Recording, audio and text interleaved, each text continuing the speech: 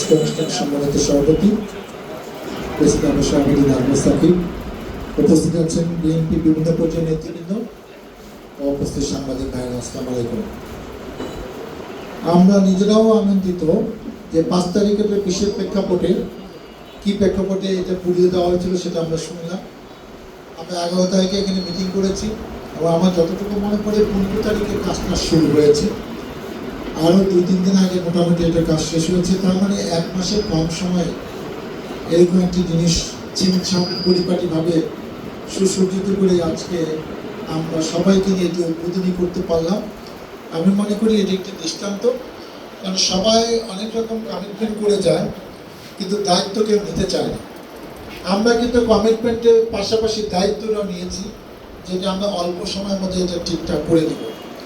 এবং এর জন্য আমি মোস্তফা কামাল, খোরশেদ, বদি, রহমান এবং হাসানুল্লাহকে ধন্যবাদ জানাই, কৃতজ্ঞতা প্রকাশ করছি যে তারা আমার সাথে থেকে এটা পরিকল্পনার সাথে, প্ল্যানিংয়ের সাথে এবং সার্বিকভাবে আমাকে এই ব্যাপারে সহযোগিতা করেছে।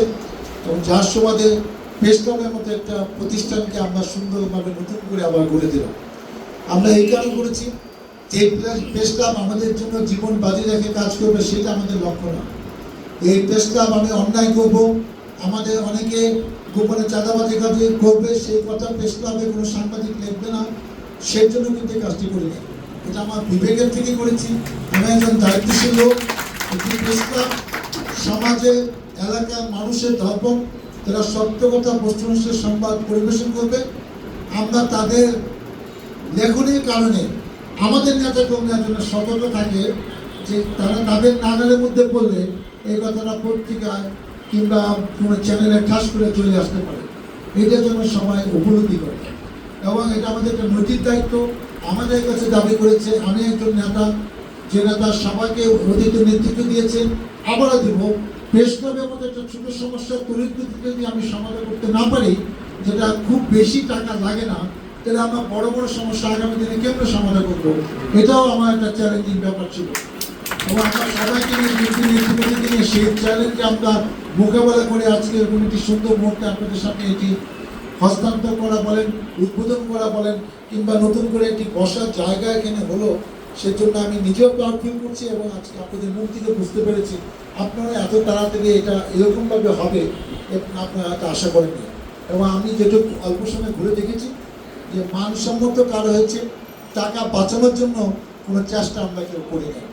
যেটুক না করলে না সেটুকু আমরা করেছি। আর সাকিব ভাই আরেকটি দাবি আমার কাছে করেছি, এটা কত টাকা আমি জানি না, আমি এটাও আপনাদের কাছে কমিটমেন্ট করেছি, আমরা 2-3 দিনের মধ্যে এটাও আমরা ইনশাল্লাহ করে দেব। আমাদের এনটিভি জাহিদ দুইটি প্রসঙ্গ তুলেছে।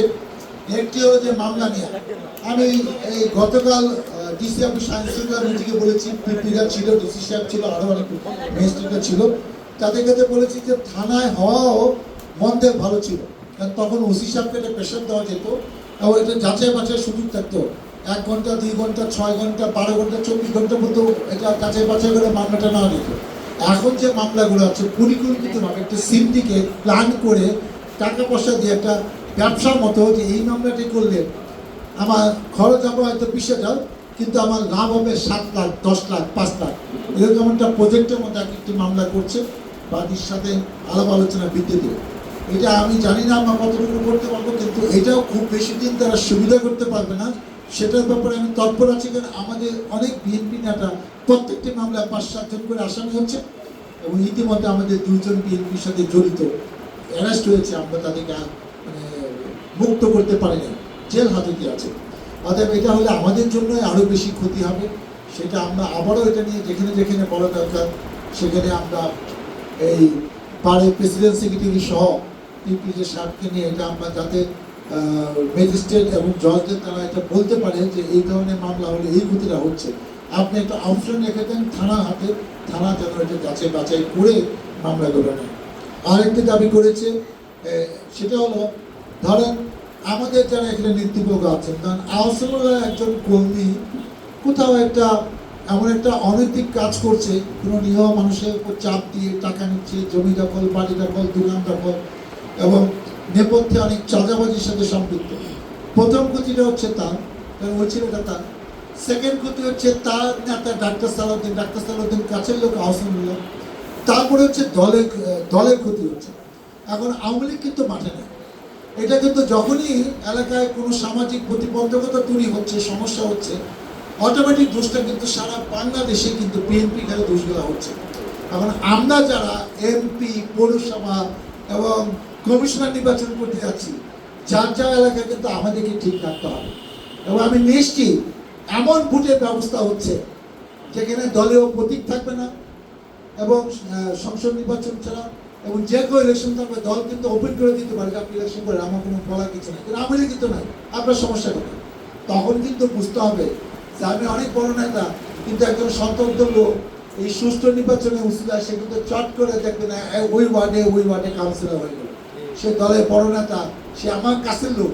এটা কিন্তু জনগণ পাত্তাই দিচ্ছে না। জনগণ তাকে ঠিক করে বলছে যে 1 বছর ধরে সে চাঁদাবাজি করছে, ওকে আমরা ভোটই দিব না। নীরবে কিন্তু অন্য একজনকে ভোট দিয়ে দিচ্ছে। এরকম নজির যাতে না হয়, এই দলই ক্ষমতা আসবে, আমরা সেই প্রত্যাশা করছি।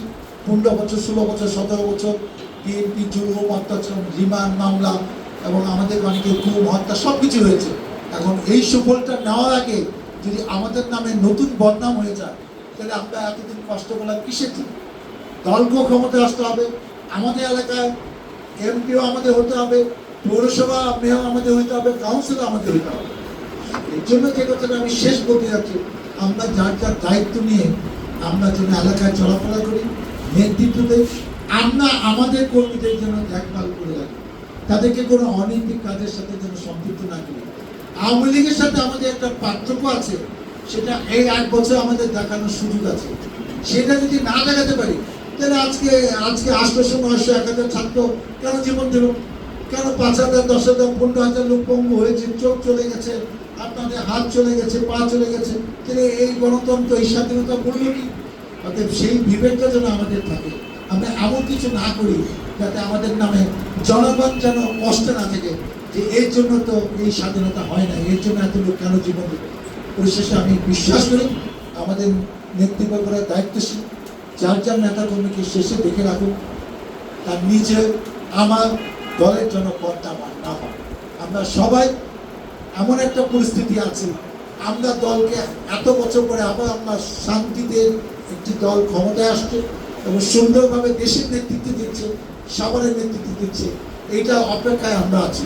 তো সেই সুযোগটা যেন অন্য কোথাও না চলে যায়, মানুষ যেন আমাদের ভুল না বুঝে, মানুষ যদি মনে না করে যে আমরা যোগ্য না, আমরা ভালো নেতা না, আমাদের ভোট পাওয়ার কোনো অধিকার নাই, এরকম সাধারণ মানুষ কখনো যেন প্রশ্ন না তোলে, সেটা আমাদের সবার বিবেকের কাছে যেন আমরা এই ব্যাপারটা প্রতিনিয়ত ভাবতে থাকি। সবাইকে অনেক ধন্যবাদ। আমরা এরকম হয়েছে কয়েকজনকে পাবলিক লাইব্রেরি করার ব্যাপারে, সেখানেও কিন্তু সহযোগিতা করেছি। আমরা চাই এইসব প্রতিষ্ঠানগুলো, আমি একটা কয়েকদিন আগে ধরেন 15-20 দিন পরে আজমানের সাথে কথা বলেছি, এখানে একটা ফুটবল টুর্নামেন্ট হবে, বিনোদনের কোনো জায়গা নাই, এখানে 8 টিমে আমরা একটা বিশাল টুর্নামেন্ট হবে, যেটা 20 বছরের সামনে হয়নি। আমি 2004 সালে অদরচন্দ্র মাঠে একটা ফুটবল টুর্নামেন্ট করেছি। আবার আমরা 1 মাসের মধ্যে একটা ফুটবল টুর্নামেন্ট করতে যাচ্ছি, 8 টিমে, 4, 2, 1, 7টা টিমের ফাইনাল হয়ে যাবে এবং এই মাঠে আমরা সেটা করার চিন্তা ভাবনা করছি। কিন্তু বিনোদনের জন্য অনেক কিছু ভালো জিনিস আমরা করতে পারি। কালচার টিমকে আমরা সংযোজিত করছি যে বিজয় দিবস আমরা ভালো অনুষ্ঠান করবো। আমরা চাই সাংস্কৃতিক পরিমণ্ডলে, খেলাধুলার জগতে যেটা ভালো পারে ব্যস্ত থাকতে চাই, সবাইকে নিয়ে একটা সুন্দর সভা আমরা করতে চাই। আপনাদের আমি সহযোগিতা প্রত্যাশা করছি। আল্লাহ হাফেজ। বাংলাদেশ জিন্দাবাদ। ধন্যবাদ বাবু ভাইকে।